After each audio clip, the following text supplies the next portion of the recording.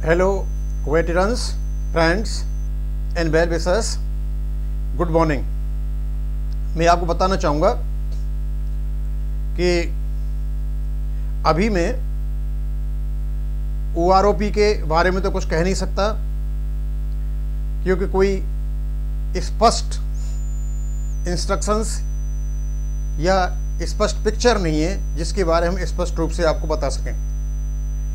हाँ, कल मैं डिफेंस सर्विसेज रेगुलेशन 2008 को पढ़ रहा था और पढ़ते पढ़ते मैंने देखा कि उसमें कौन कौन सी पेंशन्स हमको मिलती हैं और किस किस प्रकार मिलती हैं, और उसी में एक ये मेरे नज़र पड़ा कि pension subject to future good conduct. Pension तो आपको मिलती है और कई प्रकार की मिलती हैं, लेकिन उस पेंशन को बरकरार रखना ये काफी टेढ़ी खीर है, क्योंकि पेंशन आपको जो मिली हुई है उसके लिए जरूरी है कि आपका कंडक्ट, आपका बिहेवियर, आपके मैनर्स जहां आप रहते हो अच्छे हों, सर्वमान्य हों। अब ये तो स्वाभाविक है, हम जिस समाज में रहते हैं, जिस परिवार में हम रहते हैं, इवन अपना खुद का परिवार भी कभी कभी ऐसी समस्याएं खड़ी हो जाती हैं कि उनमें पुलिस केस भी बन जाते हैं, इवन लोग अरेस्ट भी हो जाते हैं। तो इस प्रकार की जो कंडीशंस होती हैं वो हो सकता है कि आपके पेंशन के लिए एक नुकसानदायक हो जाए। तो उसमें बताया गया है कि किसी भी कारणवश यदि आपका यह माना जाता है गुड कंडक्ट नहीं है तो आपकी पेंशन पर ग्रहण लग सकता है।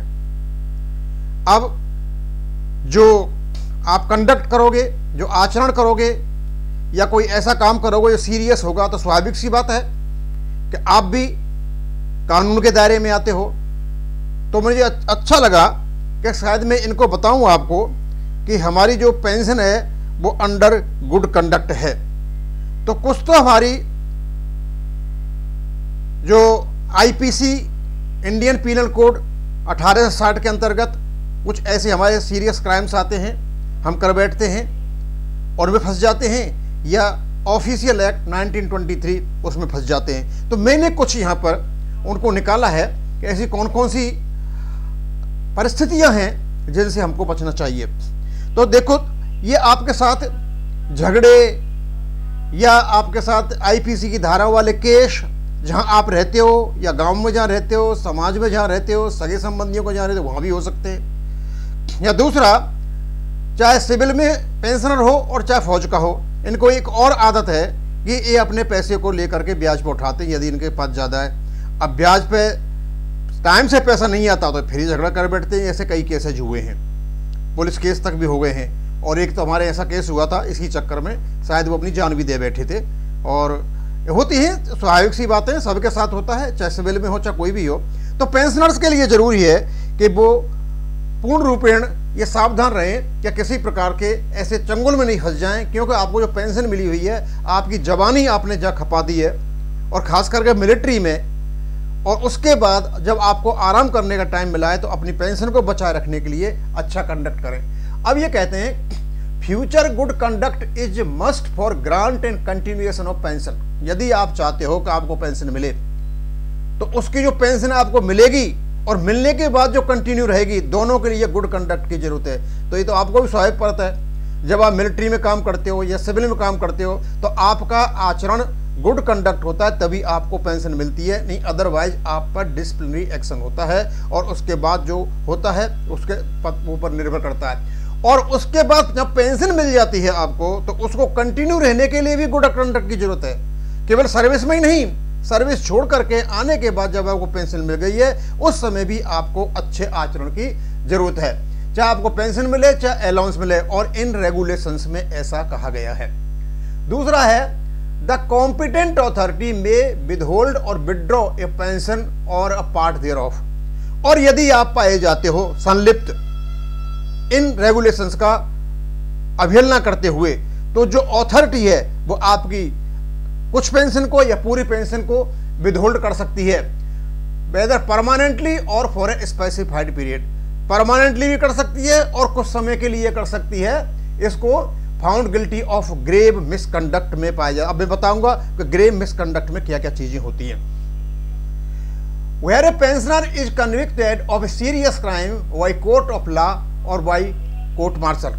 और दूसरा जो आप आचरण है जो जिसमें आप फड़ जाते हो वो है सीरियस क्राइम, और एक है अब ग्रेव मिसकंडक्ट। ये दोनों सीरियस क्राइम किस में होगा? आईपीसी की धारा 1860।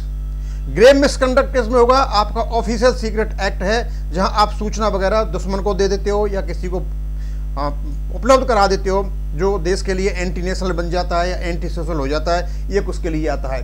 तो आपकी दोनों ही कंडीशन में या तो ग्रेव मिसकंडक्ट हो या आपका सीरियस क्राइम हो, और सीरियस क्राइम भी आपको कोर्ट ऑफ लॉ, कानून के द्वारा, कोर्ट के द्वारा ये बताया गया हाँ आपने सीरियस क्राइम किया है।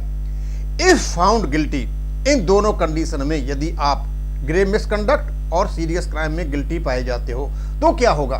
The competent authority may serve upon the pensioner a notice specifying the action proposed to be taken against him and the ground on which it is proposed to be taken against him, and calling upon him to submit within 15 days of the receipt of the notice or such further time not exceeding 15। और यदि आप इसमें संलिप्त पाए जाते हो तो competent authority आपको नोटिस देगी, आपको पूछेगी कि आपने ये ग्रेव मिसकंडक्ट किया है या आपने ये सीरियस क्राइम किया हुआ है। आपको 15 दिन के अंतर्गत उसका जवाब देना होगा, और जो अपना डिसीजन जो कोर्ट देगा आपके जो जवाब दिया है आपने उसके आधार पर होगा।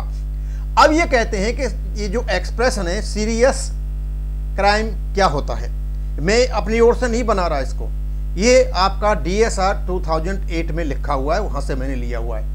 The expression serious crime means an offence under the Indian Penal Code 1860 और ऑफिशियल सीक्रेट एक्ट 1923, इन दोनों के अंतर्गत, और any other law for the time being in force in the country for which the maximum punishment prescribed under the law two is punishment to a period of 3 years or more or without a fine। यानी एक तो आपका जो Indian Penal code है, दूसरा official secret act है, या ऐसा कोई लॉ जो कानून विद्यमान है और उसमें कम से कम 3 साल की सजा है और फाइन है, या दोनों ही हैं, इस प्रकार का जो लॉ होगा वो आपका सीरियस क्राइम के अंतर्गत आता है। फिर कहता है द एक्सप्रेशन ग्रेव मिसकंडक्ट। अब जो आपका ग्रेव मिसकंडक्ट है वो क्या होता है? इंक्लूड्स द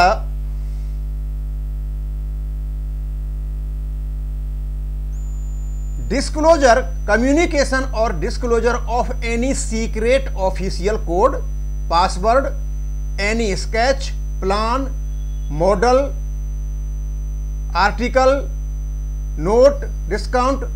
अब किसी भी संबंध में यदि आप पाए जाते हो कि आपने ऑफिशियल सीक्रेट का उल्लंघन किया है तो आप उसमें फंस जाओगे, और इसमें सारी चीजें दे रखी हैं, उसमें आप इन कामों को करते हो।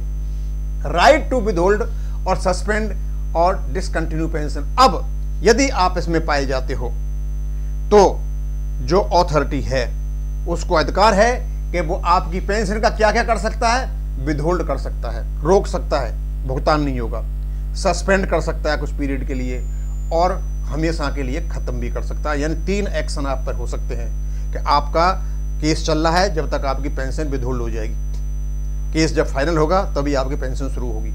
दूसरा ये है कि आपकी पेंशन को सस्पेंड, वो केस चलेगा जब तक, और पाए जाते हो गलत कहाँ आपने इन्वॉल्व हो तो आपकी पेंशन को हमेशा के लिए डिसकंटिन्यू यानी खत्म किया जा सकता है। तो मेरा आपसे रिक्वेस्ट है कि हम सारे जो मिलिट्री के आदमी हैं, स्वाभाविक सी बात है हम बहुत ज़्यादा ईमानदार होते हैं, हम किसी से भी उलझ पड़ते हैं, मतलब अच्छी बात के लिए, वो कभी कभी हमारे गले की फांस बन जाती है। तो आपसे रिक्वेस्ट है कि आप अपनी पेंशन को बचाए रखें, चाहे परिवार के सदस्य हों या समाज के सदस्य हों, या आप जिन किन या फ्रेंड के साथ रहो वो हों, मतलब आपके लिए बहुत ज़रूरी है कि आप ऐसा कंडक्ट करो। और आप मान लीजिए फंस भी जाते हो कहीं तो आपके लिए स्वागत है कि आप बड़ी ही चालाकी से वहाँ से निकल जाएं। अदरवाइज पुलिस के FIR वगैरह हो गई तो उसमें भी आपकी पेंशन विदहोल्ड हो सकती है। कहते भी हैं कि 24 घंटे यदि आप कस्टडी में रह जाते हो, पुलिस में, जेल में रह जाते हो, तो शायद आपकी पेंशन बंद हो जाती है, ऐसा कुछ कहा जाता है। मुझे कहीं देखा नहीं, मुझे हो सकता है ये बात हो। अब कहते हैं in circumstances to be determined by the competent authority और as may be specified in the regulations the pension including the commuted value of thereof which has not been paid और gratuity to be granted to an individual और any portion of it may be withheld, suspended और discontinue. अब स्वाभाविक सी बात है, जब आप लिप्त पाए जाओगे तो इंक्वायरी होगी तो फैक्ट्स आएंगे, एविडेंस दिए जाएंगे, वकील होंगे, और यदि उसमें ये प्रूव हो गया yes you are involve in grave misconduct और सीरियस क्राइम, आपकी पेंशन डिसकंटिन्यू हो सकती है। तो आपने जितना भी टाइम आर्मी में दिया है, अपनी जवानी वहाँ पर खपाई है, तो उसके लिए ज़रूरी है कि आप सिविल में जब रह रहे हो आराम से, और ये तो सिविलियंस के लिए भी है, किसी प्रकार के ऐसी मुसीबत में न पड़े जिससे आपकी पेंशन पर परेशानी खड़ी हो जाए। आजकल तो वैसे भी हनी ट्रैप वाला और पता नहीं कौन कौन से वो चले हुए हैं, हम जो उसके चक्कर में कहीं पड़ जाओ और पता चले कि आपने कहीं ऑफिस से सिगरेट का उल्लंघन कर दिया है। हमारे काफ़ी पेंशनर ऐसे हैं जो ऑफिसों में काम किए हैं और उनको ऑफिशियल जो सीक्रेट एक्ट है 1923 उसके बारे में जानते हैं, उसकी कोई जानकारी कहीं दे दी जाए या फॉर्मेशन की जानकारी दे दी जाए या आप किसी एजेंट के काबू में फंस जाओ, तो ऐसे काम कुछ नहीं करना है। यहाँ जब तक नहीं पता चलता है नहीं चलता, जब पता चल जाएगा उस समय आपकी पेंशन भी जाती रहेगी और आप भी जाते रहोगे, और ऐसे बहुत सारे केसेज हुए हैं। अब मैं इसको यहीं आपसे रिक्वेस्ट करूँगा, अनुरोध करूँगा कि मुझे बड़ा इंपॉर्टेंट पोर्शन लगा था, ये मैंने आपको बता दिया कि आपकी जो पेंशन आपको मिल रही है केवल और केवल आपके गुड कंडक्ट पर आधारित है, उसी से आपको मिली थी और उसी से ये कंटिन्यू रहेगी आगे तक। थैंक यू, धन्यवाद।